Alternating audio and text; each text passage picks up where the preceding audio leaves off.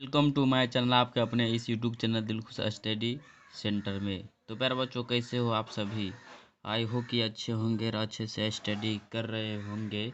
मैं हूं दिलखुश, आप देख रहे हैं मेरे YouTube channel Dilkhush study centre में। तो प्यारे बच्चों, आज आपका भाई बताने वाला है बहुपद को पहचानना। आखिर हमारा आज का टॉपिक है प्यारे बच्चों, वह है बहुपद को पहचानना। आखिर हम बहुपद को कैसे पहचान सकते हैं? और यह टॉपिक आपके परीक्षा के लिए इतना महत्वपूर्ण है प्यारे बच्चों, जिसका आप कोई कल्पना भी नहीं कर सकते। प्यारे बच्चों, यह हर एक साल क्लास 10th बिहार बोर्ड में पूछा ही जाता है, निम्नलिखित में से कौन बहुपद है। अगर प्यारे बच्चों आपको पहचानना नहीं आएगा तो आप गलत में टिक मार सकते हैं। तो जानने के लिए प्यारे बच्चों बने रहेगा इस वीडियो के शुरू से अंत तक। सारा का सारा कॉन्सेप्ट दिमाग में घुसा देंगे, क्योंकि मैं पढ़ाने वाला काम नहीं करता हूँ, सीधे दिमाग में ठोकने वाला काम करता हूँ। तो आइए प्यारे बच्चों, क्या करते हैं, स्टार्ट करते हैं इस शानदार लेसन को। तो प्यारे बच्चों, क्या करना है बहुपद पहचानने के लिए? बहुपद कैसे पहचानेंगे प्यारे बच्चों? देख लेना, प्रत्येक चर का घात पूर्ण संख्या हो।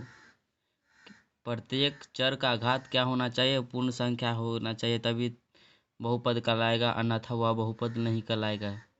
कोई दिक्कत नहीं है प्यारे बच्चों। अब किसी बच्चों को यह नहीं पता है चर किसे कहते हैं और पूर्ण संख्या किसे कहते हैं। तो पहले बच्चे, सबसे पहले मैं आपको बता दूं चर और अचर के बारे में।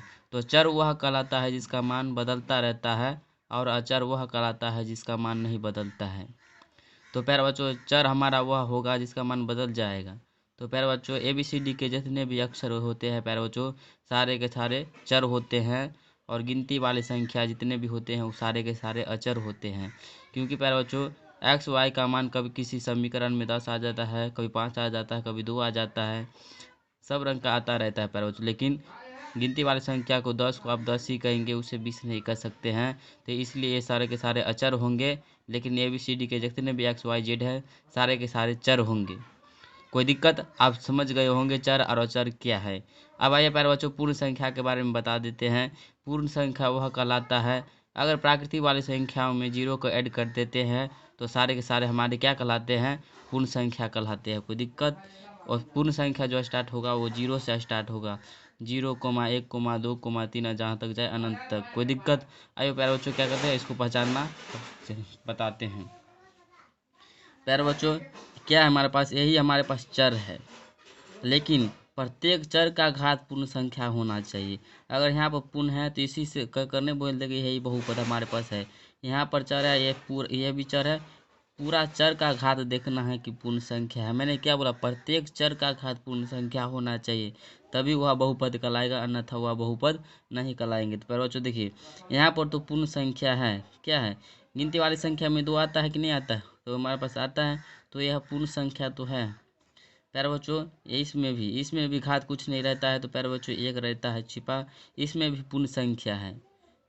अब ये देख लीजिए प्यारे बच्चों, यह रूट के अंदर x है, और रूट का मतलब होता है प्यारे बच्चों 1/2, यानी कि हम इसे कैसे लिख सकते हैं? यह है ना प्यारे बच्चों, इसको ऐसे लिख सकते हैं, 4 गुने में x और रूट का मतलब होता है प्यारे बच्चों 1/2, और 1/2 पूर्ण संख्या में नहीं आता है, इसीलिए हमारे पास यह बहुपद नहीं होगा। अगर इस x पर स्क्वायर लगा होता तो प्यारे बच्चों यह बहुपद हो जाता। स्क्वायर से रूट कट जाता है, लेकिन इसमें स्क्वायर नहीं लगा है, तो यह प्यारे बच्चों हमारे पास बहुपद नहीं होगा। कोई दिक्कत नहीं है प्यारे बच्चों। अब आइए प्यारे बच्चों, ऑप्शन बी में देखते हैं। ऑप्शन बी में दिया गया है प्यारे बच्चों, इसको तो देखिए पता चलता है प्यारे बच्चों यह बहुपद नहीं है, क्योंकि इसका x का घात देखिए प्यारे बच्चों 3/2 दिया है कि नहीं दिया है प्यारे बच्चों? इसको तो देखिए कि पता चलेगा प्यारे बच्चों इसका घात पूर्ण संख्या नहीं है, इसीलिए यह बहुपद नहीं होगा। कोई दिक्कत? प्यारे बच्चों इसमें भी देख लीजिए, ऑप्शन सी में देखिए प्यारे बच्चों, रूट अंडर में x है, रूट का मतलब होता है 1/2। अगर इसका स्क्वायर लगा रहता है x पर, तो प्यारे बच्चों यह हो जाए, इसको रूट स्क्वायर से रूट काट देते, फिर इस पर भी स्क्वायर रहता तो इससे रूट काट देते। प्रत्येक चर का घात पूर्ण संख्या होना चाहिए प्यारे बच्चों, ये रूट के अंदर है, यह नहीं हो सकता है। रूट वाला संख्या हल होता ही नहीं प्यारे बच्चों, कभी कटने वाला रहेगा, स्क्वायर रहेगा एक्स पर, तो स्क्वायर से हम रूट को काट सकते हैं, तब हो सकता है है कभी कभी, लेकिन यह बहुपद नहीं होगा प्यारे बच्चों, कोई दिक्कत नहीं होगा। प्यारे बच्चों ऑप्शन डी में देखते हैं, रूट अंडर में है, एक्स नहीं है प्यारे बच्चों, एक्स रूट के अंदर एक्स नहीं है। देखो प्यारे बच्चों यहाँ एक्स है ना, ये चर है, चर का पूर्ण प्रत्येक चर का घात प्यारे बच्चों पूर्ण संख्या होना चाहिए तभी बहुपद कहलाएगा। देखिए प्यारे बच्चों यहाँ पर चर है, चर का घात क्या है, पूर्ण संख्या है, 2 है। यहाँ पर देख लीजिए प्यारे बच्चों चर, चर यहाँ पर क्या है, इसका कुछ घात नहीं, तो क्या रहता है, 1 रहता है। ये हमारे पास क्या हो जाएगा, बहुपद हो जाएगा प्यारे बच्चों, यही हमारे पास क्या हो जाएगा, आंसर हो जाएगा।